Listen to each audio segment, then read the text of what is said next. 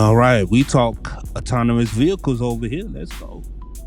Some more autonomous vehicle news, man. By Freightwaves. In certain states, like California had a bill, I don't know if it got passed or not, where they're trying to outlaw autonomous trucks. There's been some municipalities that have sort of pushed this along. Matt, from a legal standpoint, what is it going to take for a fleet, and I want to hear from Max in a second, what's it going to take for a fleet to feel comfortable to make those investments in the technology? What do they need to see on the legal side?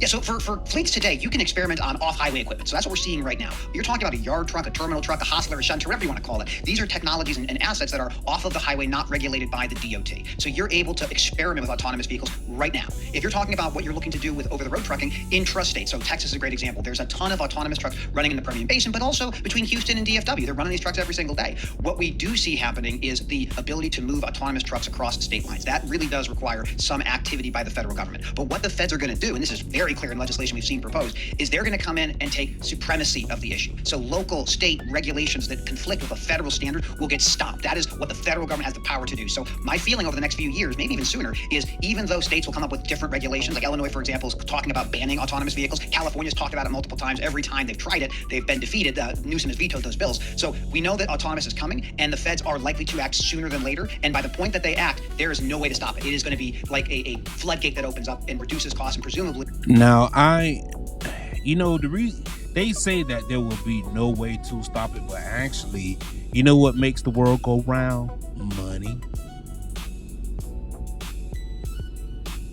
Moolah. If truck drivers would band together, and when I mean band together, you got to put your money where your motherfucking mouth is. Excuse my French.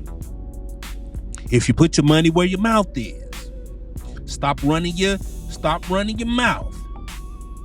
Stop running your mouth. If you really did care about truckers, you really put your money where your mouth is.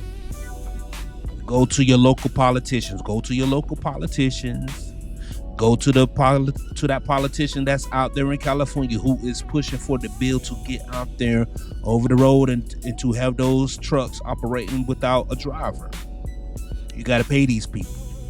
Truckers got to pay politicians, period. You got to put your money where your mouth is. If you really want to do business, you're going to have to do some business things, man. If you want to be the boss, you're going to have to make some boss moves.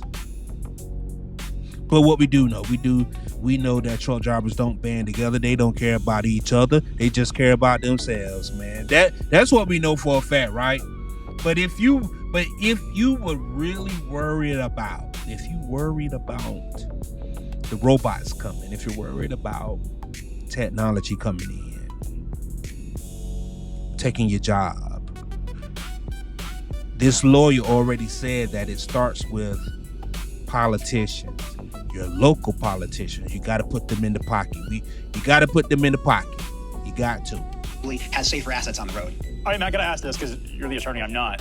The idea that a federal preemption can preempt local municipality, so let's say a local road, is that something, because we've seen these ordinances, there are cities that have ordinances where trucks can't drive at certain hours. Where does the federal preemption start and stop? Is there a place where local municipalities can prevent over-the-road trucks that are autonomous from driving their highways? Or is this a point where it's federal preemption, there's nothing they can do about it? I'm going to give you the lawyer answer, Craig. It depends. It depends. The answer is always, and Max knows, he's talked to tons of attorneys. That's our answer. He's unfortunately funded tons of attorneys, both directly and indirectly. That's the state of it. Hey, man, you got to put lawyers in the pocket. And this guy, he looks Jewish. Being a trucking executive, but let's hear it from you. Yeah, but I'd say it like this. If a municipality has a regulation on weight for a road, that regulation will apply equally to trucks with drivers in them and trucks that are autonomous. That is absolutely going to be the case. But if you say, we're not going to allow any autonomous vehicles on this particular roadway, chances are likely you will have some sort of litigation. Now, maybe the state would side with their local constituents and say, we're going to force this anyway, and that might go to the federal courts to be adjudicated eventually. This is going to be a lot of testing. So even before we get to autonomous vehicles, like rapidly deployed across this country, there are really big questions that haven't been answered. For example, with Ken Adam will talk about the level 4 autonomous vehicles they run. What level of training must a level 4 driver have? Like, if you're going to operate a remote vehicle, should you have a CDL? Should you be subject to drug and alcohol testing? How many trucks can you operate simultaneously? Is it 1? Is it 10? Is it 100? We don't know these answers, but they will be something that we will likely have the ability to influence. Now, let's go. That's a good question and a good point right there, right? One day, the autonomous trucks are coming. You're going to have this guy or gal who is operating these trucks remotely from wherever they are, right? From the office, from the bedroom, from wherever, from the bathroom, from the toilet, wherever, from the front seat of another truck. How many trucks can they operate at once? And are they subject to the same DOT rules and regulations as other drivers? Because there is a such thing as being fatigued, right? Where does DOT come into play at, right?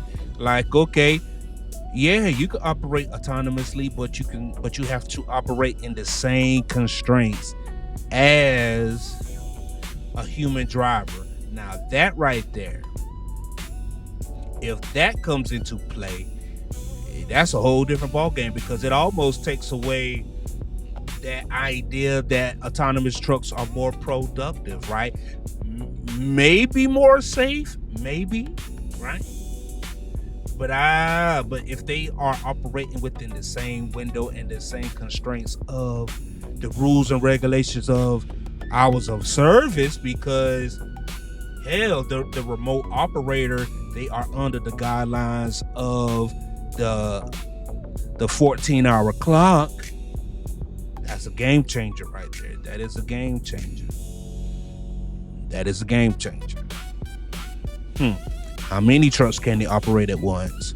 And how many hours can they operate throughout the day? Yeah. So when the FMCSA eventually gets to a place where they start talking about putting out these rules, then you're going to see a lot of people start commenting. But my feeling is when the feds decide to maybe put in legislation that says we're going to take complete preemption, there's not much that states can do to stop it. Now, they can try, obviously, but if it goes to court, feds typically win. They're pretty good at winning. No, there's a beautiful new federal courthouse coming to Chattanooga. Maybe they'll come here. I mean, this seems like a place. By the way, I don't know, have you seen the drawings of the new courthouse? I haven't seen it, but I'm an owner of the old courthouse, so I expect it changed. Well, maybe.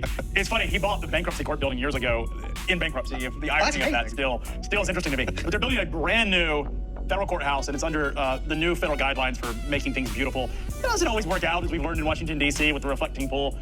Hasn't been as the scandal that is.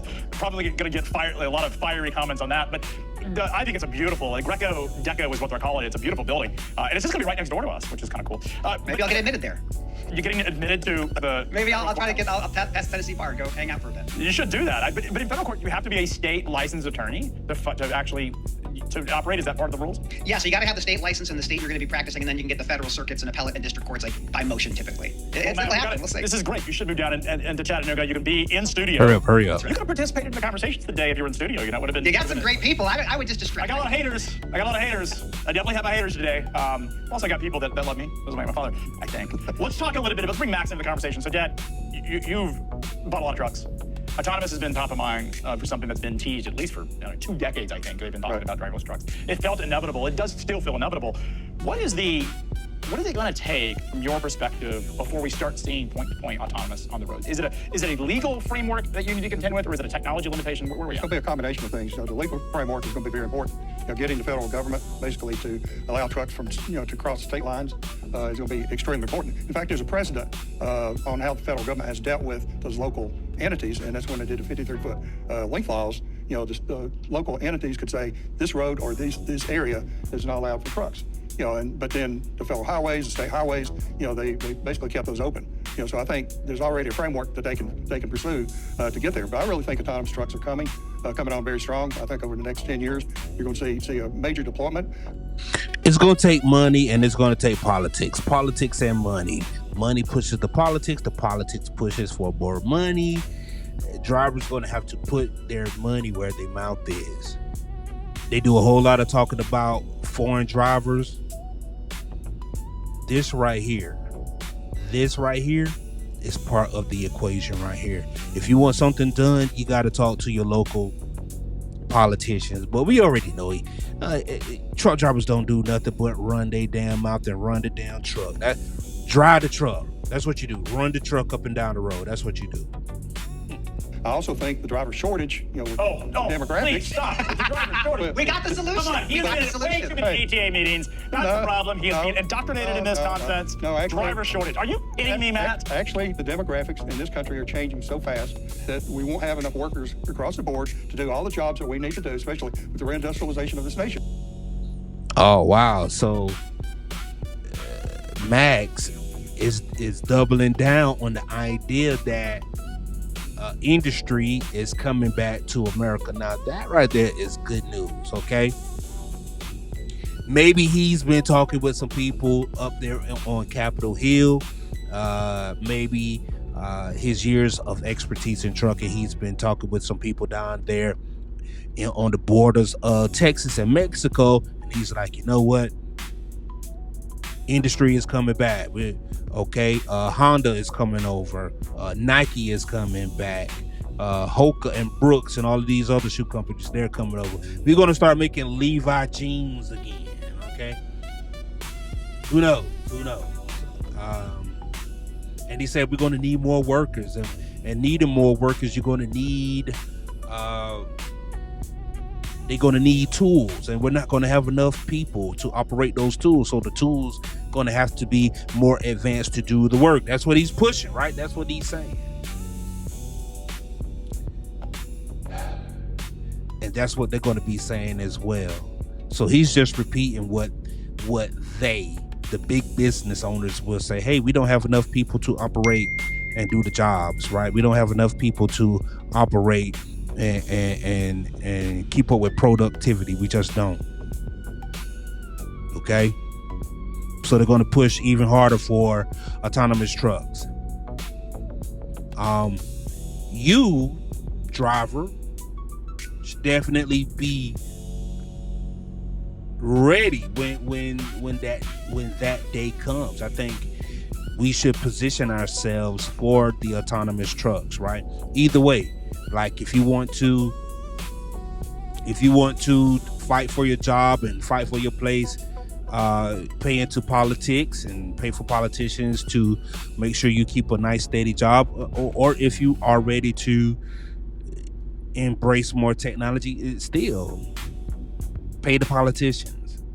I think that's where the money's at anyway. I think that's where the play at. Embrace for that. This is my thing right here. Most truck drivers aren't even truck drivers now. They're business owners. Now, some people call them steering wheel holders. I'm gonna go ahead and say that they are business owners, right? Because whenever they get to these mega carriers, right, they're met with the opportunity to be a business owner, not a truck driver. Hey, you're not learning to drive a truck, you're learning to operate a business. You are a business owner. Before you even learn how to even do a blindside docking, hey, open up a LLC.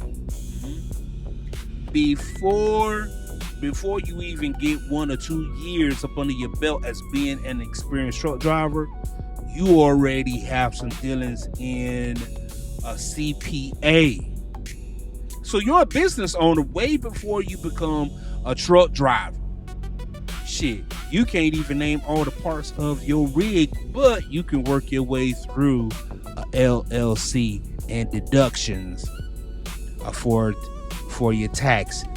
Yeah, man. So whenever the opportunity to come to invest in autonomous trucks, these new business owners, that's what they will be doing. And I'm talking about the truck drivers. They are business owners. Because let me tell you, when they do come, I'm going to have my autonomous driver right here, and I'm going to be riding shotgun. And I'm going to be operating the damn 2 more trucks behind me. Come on, man. That's what I'm going to be doing. I'm going to have my autonomous driver right here. I'm going to be in the passenger seat right here with my tablet and my computer right there in front of me, operating 2 more trucks behind me, and we taking these loads from coast to coast. Jack, that's what we doing. That's what we doing. Because they say that, hey, somebody that got to be in the truck to go ahead and open up cones and open up doors and do pre-trips. I would do that gladly. Sure will. Open up all 3 trucks simultaneously too. Shit, and while I'm doing that, I'm gonna be on Google looking up some places in China to see if we can get some tools to open up the damn trailers. Who? Shit. listen, that's where I'm at with it. But y'all let me know what y'all think, man. The autonomous trucks are coming. I'm going to go and leave this video in the description so y'all can go ahead and watch this for yourself. Good information, man. Good information. Good banter. All right, man. It's a great day in trucking, man. Great day at JB Hunt. Hey, the robots are